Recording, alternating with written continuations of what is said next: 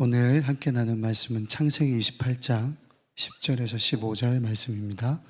창세기 28장 10절에서 15절. 창세기 28장 10절에서 15절 한 절씩 교독하겠습니다. 제가 10절 읽겠습니다. 야곱이 브에세바에서 떠나 하란으로 향하여 가더니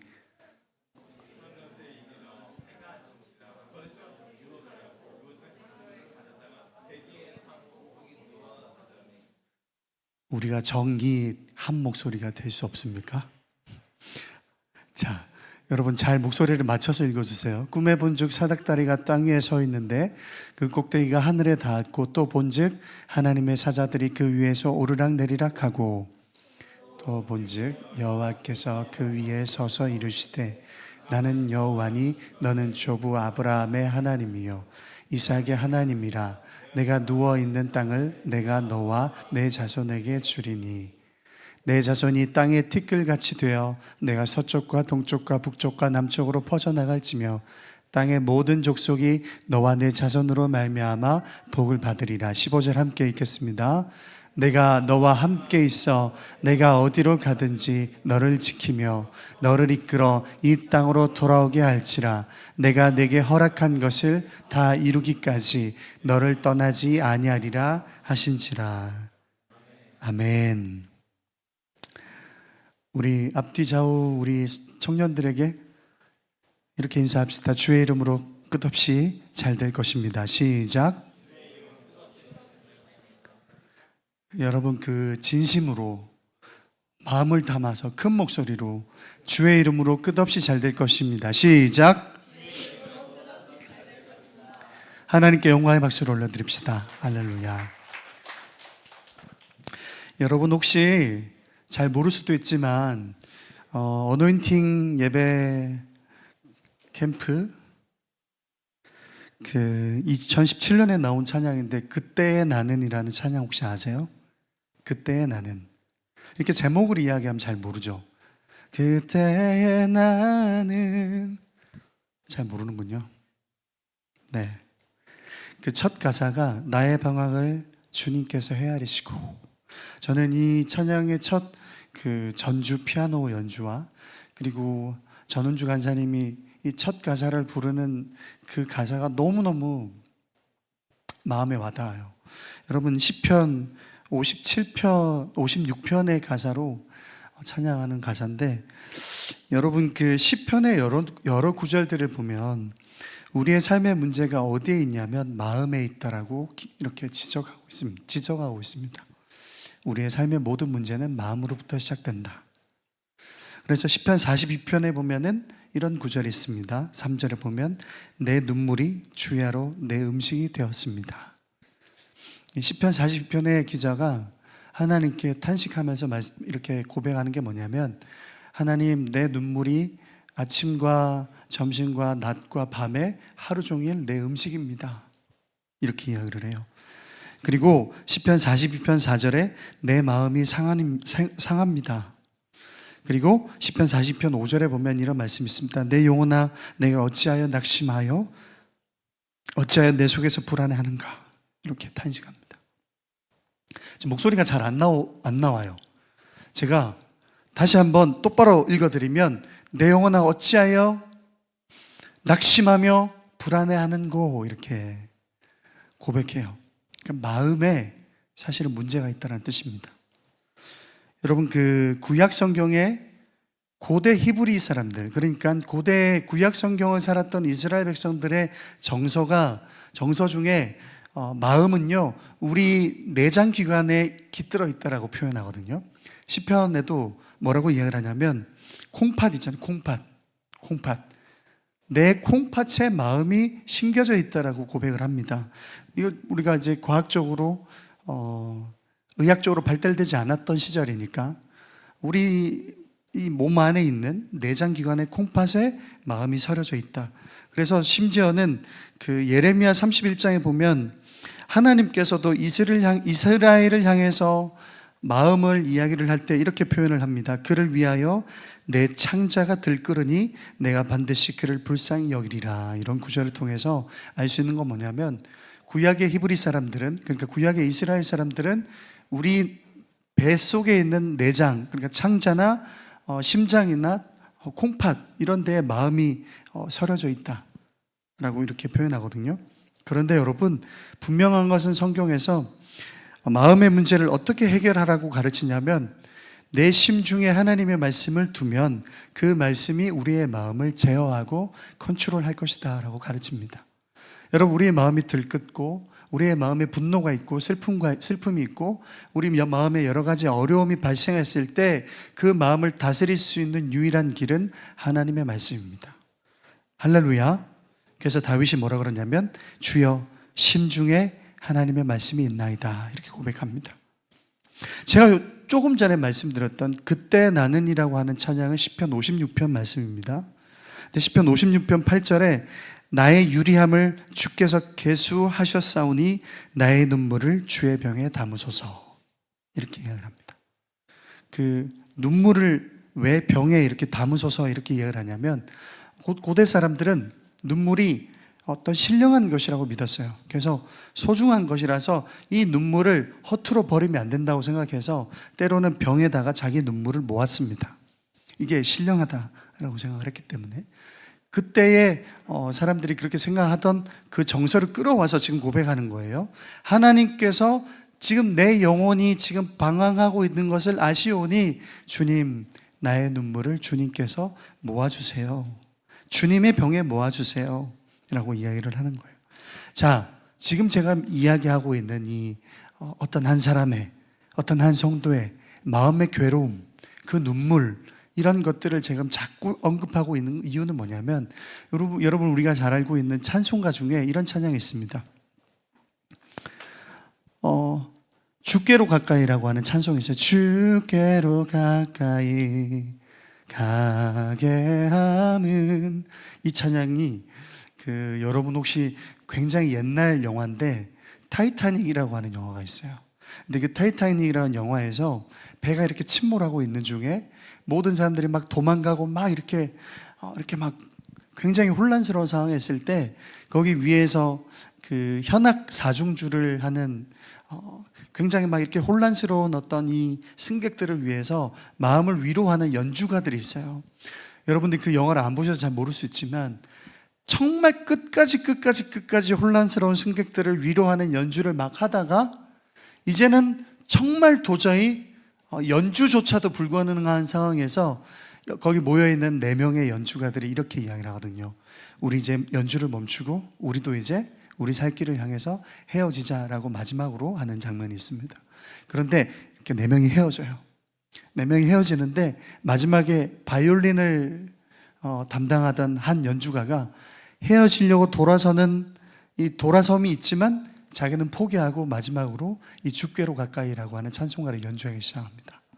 여러분, 지금 배가 가라앉고 있고 모든 승객들이 다 피해서 도망가고 있고 마지막으로 승객들을 위로해 두던 이 현악 사중주 연주자들마저 마지막으로 헤어지자라고 하는 순간 이 나머지 3명이 돌아서는데 이 바이올린 주자가 주께로 가까이라고 하는 찬송가를 마지막으로 연주하기 시작해요.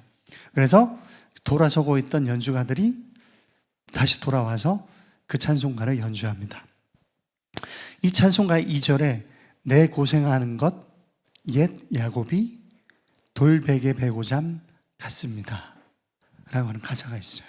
바로 오늘 본문의 창세기에 야곱이 자기 집을 떠나서 외삼촌 집으로 도망가다가 베델이라고 하는 곳에서 돌베개를 베고 잠을 자고 있는데 하나님께서 야곱을 찾아오셨습니다. 근데 그 환상을 보는 거죠. 꿈에서 사닥다리에서 이렇게 쭉 사닥다리가 내려옵니다. 하늘로부터 야곱이 있는 곳까지 사닥다리가 쭉 내려오는데 그 사닥다리를 천사들이 오르락 내리락 하고 있어요. 그러면서 하나님께서 뭐라 그래요?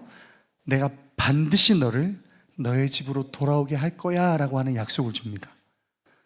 그죠? 자, 여러분, 이 장면은 어떤 것을 의미하냐면 나중에 신약에 와서 예수님께서 바돌로메라고 하는 사람을 만나요. 근데 예수님께서 예수님의 제자 바돌로메라고 하는 사람을 부르시는데, 나다나엘이라고 하는 사람을 부르시는데, 이 빌립이 예수님을 만났어요. 빌립이 예수님의 제자가 됩니다. 빌립이 자기 친구 중에 의로운 사람이 있어서 그 사람을 예수님께 소개해 주시는 장면입니다. 예수님을 소개해 주는데, 저기서 나다나엘이라는 사람이 예수님을 찾아와요.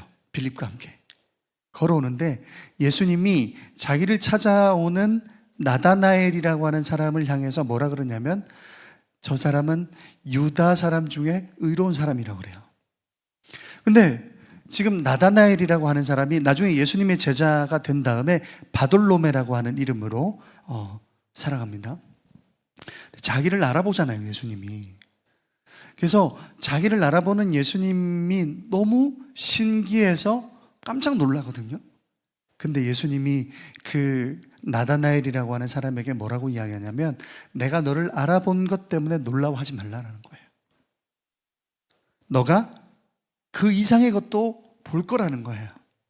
그러면서 예수님께서 어떤 장면을 언급하냐면, 지금 야곱이 베델에서 돌베개를 베고 잘 때에 하나님께서 보여주신 꿈 장면을 언급하십니다.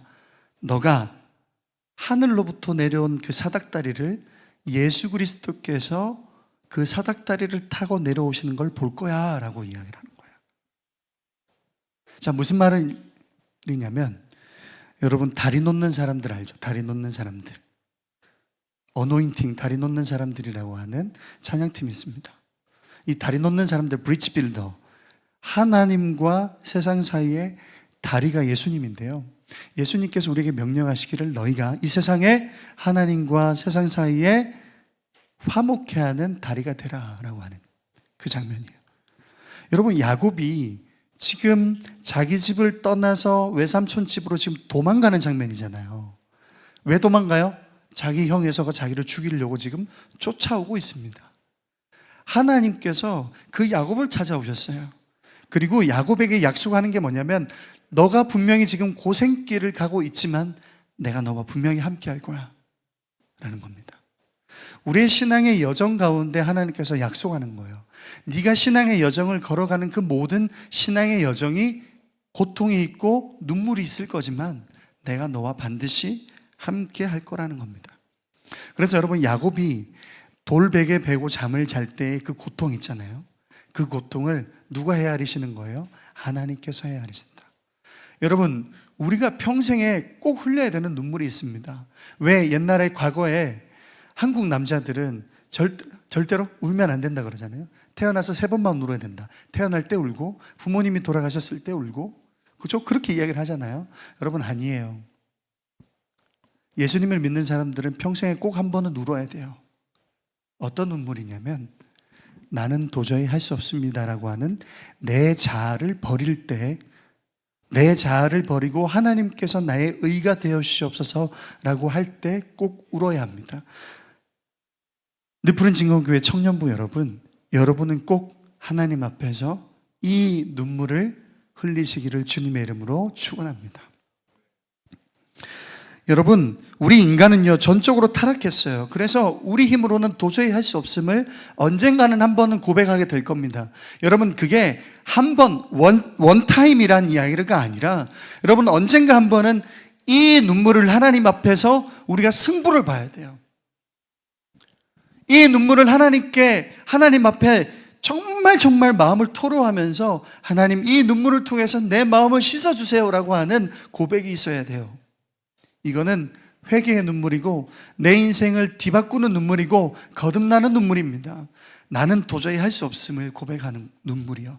여러분, 그럼 한번 점검해 보세요. 나는 내 힘으로 도저히 할 수 없습니다라고 하는 고백이 하나님 아버지 앞에 한 번 있었냐라는 겁니다. 이건 지금 원타임을 이야기하는 게 아니에요.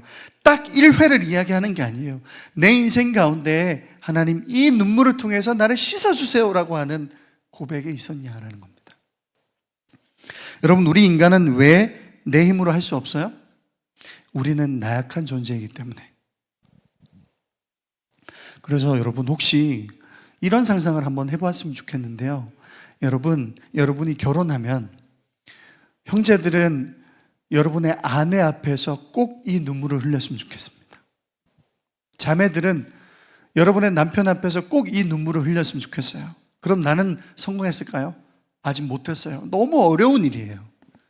무슨 말이냐면, 여러분, 형제 여러분, 여러분이 여러분 아내들 앞에서 내가 내 스스로 좋은 남편이 될 수 없음을 고백하면서 울 수 있는 남자가 돼야 돼요. 뭐냐면, 여러분 결혼해가지고 부부 생활을 해가면서 가정을 이끌어가면 언젠가 한 번은 무너질 수밖에 없어요. 내 힘으로 좋은 아빠가 될 수가 없구나, 좋은 남편이 될 수 없구나 고백하는 때가 언젠가는 와요. 여러분이 여러분 자녀들 앞에서 그런 눈물을 흘릴 수 있어야 되거든요. 내가 너의 좋은 아빠가 되고 싶은데 내 힘으로는 도저히 안 되는구나라고 포기하는 눈물이요. 엄마들도 마찬가지입니다. 아내들도 마찬가지입니다. 남편 앞에서 고백하는 거예요. 여보, 내가 당신의 좋은 남편이, 좋은 아내가 되고 싶은데 도저히 내 힘으로는 할 수 없다라는 것을 깨달았어요 라고 하는 고백. 여러분, 그러면 아내 앞에서, 남편 앞에서만 하라는 이야기가 아니고, 여러분이 만약에 누군가의 좋은 친구가 되고 싶다면, 누군가의 좋은 애인이 되고 싶다면, 누군가의 좋은 동료가 되고 싶다면, 아니면 셀리더들 가운데, 아니면 임원들 가운데, 그리고 저를 포함해서도요, 누군가의 좋은 리더십이 되고 싶다면 그들 앞에서 한번 울 줄 알아야 돼요. 이 눈물은 내가 할 수 있다라고 하는 내 의지를 완전히 하나님 앞에서 꺾는 눈물이거든요. 야곱이 지금 도망가던 상황이 어떤 상황이에요? 여러분 잘 알죠? 여러분, 야곱이 아버지 이삭에게 축복권을 빼앗아서 형 에서가 받아야 되는 축복권을 쟁취한 거예요. 자기의 꾀로, 자기의 의지로 뭔가를 해보겠다라고 하는 야곱 인생 가운데에 빼앗는, 쟁취하는 인생에 지금까지 살아오지 않았습니까? 자기 형에게서 장자권을 빼앗았습니다. 아버지에게서 축복권을 빼앗았습니다. 자기 인생은 쟁취하고 빼앗는 인생이었어요. 그런데 그런 방법으로는 도저히 하나님의 자녀답게 살 수 없다라고 고백하는 첫 고백이 지금 베델에서 돌베개를 베고 잠을 자는 야곱의 상황입니다. 나는 할 수 없습니다. 마찬가지입니다, 여러분. 여러분이 예배자, 온전한 예배자가 되는데 여러분 스스로 힘으로 할 수 있을 것 같습니까? 아니에요. 여러분 축복하고 여러분을 위해서 간절히 기도하건대 여러분이 하나님 앞에서 울며 매달릴 때가 올 것입니다. 하나님, 저는 도저히 저 스스로 온전한 예배자가 될 수 없습니다 라고 포기하는 선언을 하시기를 주님의 이름으로 축원합니다. 여러분, 부모님 앞에서도 그렇게 울었으면 좋겠어요. 아버지, 어머니, 저는 도저히 아버지, 어머니의 온전한 착하고 선하고 의로운 자녀가 될 수 없습니다 라고 포기하는 선언을 했으면 좋겠어요. 여러분, 그런데 이건 굉장히 어렵잖아요. 부끄러운 일이에요. 하기 쉬운 일이 아니에요. 그렇잖아요, 여러분. 여러분이 여러분 부모님 앞에서 운 적 있어요? 여러분, 우리나라에 아버지 학교 유행한 적 있죠? 지금도 아버지 학교가 성행하죠. 여러분, 어머니 기도회들이 유행하고 있습니다. 왜 그럴까요? 여러분, 이 시대의 아버지, 어머니들이 여러분의 좋은 아버지, 좋은 어머니가 되기가 그렇게 쉬운 것 같습니까? 그런데 여러분, 내가 어떤 능력으로, 내가 가지고 있는 어떤 능력과 자질로서 내가 지금 세상에서, 지금 대한민국에서 나의 어떤 현재의 위치로서 좋은 아버지가 될 수 있을 것 같습니까? 그렇지 않으니까 포기하는 거예요. 무엇을 포기하냐면 하나님 앞에서 주권을, 내가 아버지로서의 주권을 하나님께 이양하는 거죠. 그래서 아버지 학교에 아버지들이 모여서 뭐 하는지 아세요? 포기하는 거예요. 하나님, 내가 내 아들, 딸의 아버지로서 할 수 있다라고 하는 스스로의 자존감을 모두 내려놓습니다.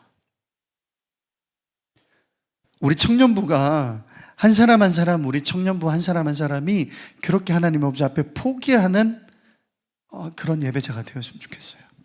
하나님, 나는 도저히 온전한 예배자로 저 스스로 설 수 없습니다.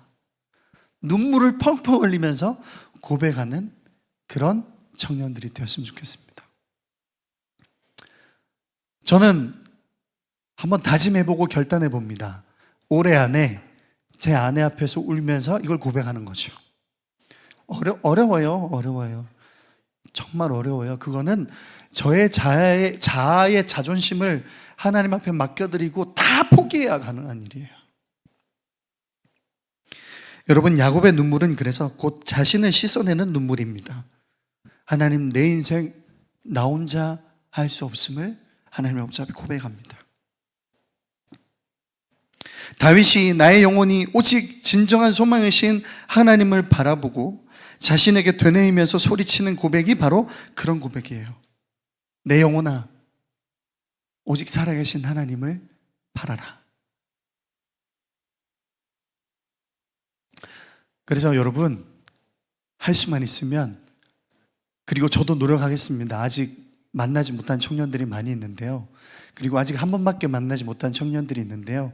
자주 여러분을 만나서 여러분의 기도 제목을 물어보고 그 기도 제목을 가지고 기도하는 리더십이 되었으면 좋겠습니다 라고 또 한 번 다짐합니다.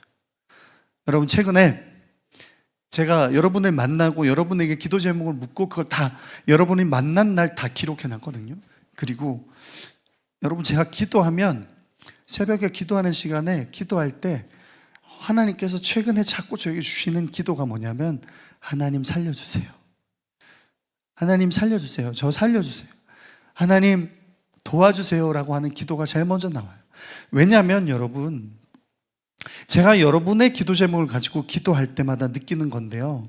여러분, 제가 여러분의 기도 제목을 가지고 기도할 자격이 돼야 기도를 하죠. 무슨 말이냐면, 여러분, 제가 존경하는 옥하는 목사님이 설교할 때마다 자주 가슴을 치면서 설교하는 설교 그 내용이 있거든요. 그게 뭐냐면, 목회자가 하나님 앞에 온전히 서 있지 않은데 어떻게 그 목회자가 담당하는 부서의 구성원들이 하나님 앞에 온전히 설 수 있겠냐는 겁니다.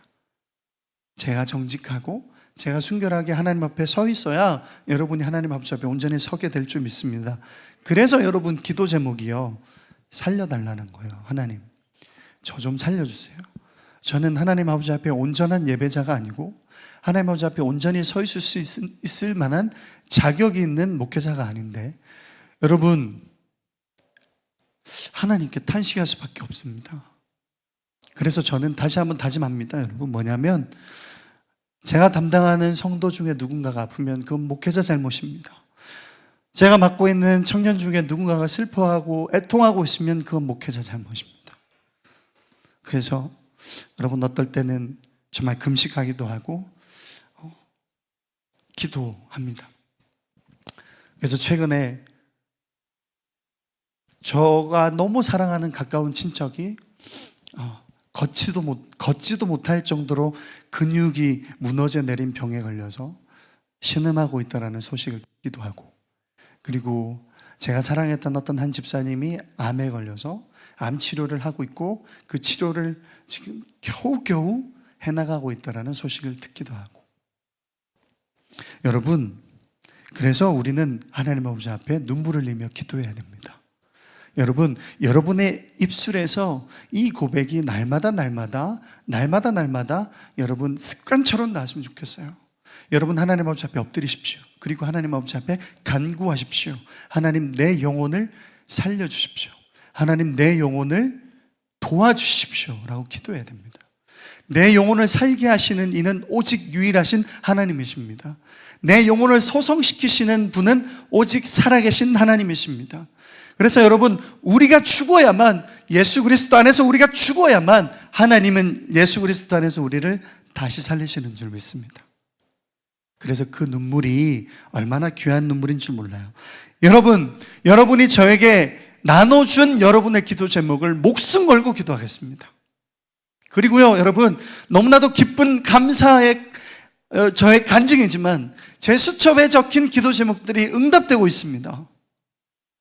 그래서 여러분, 이게 제 기도 수첩이 데스노트는 아닙니다, 분명히.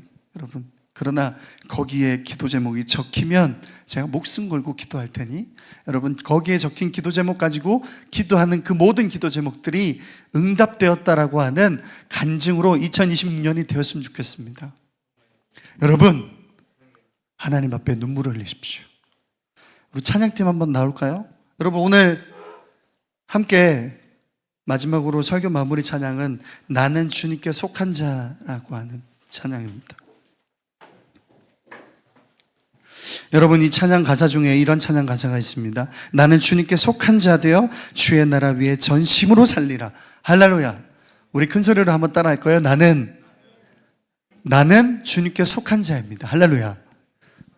큰 소리로 나는 주님께 속한 자입니다. 여러분, 이 찬양 하면서 우리 결단합시다. 할렐루야.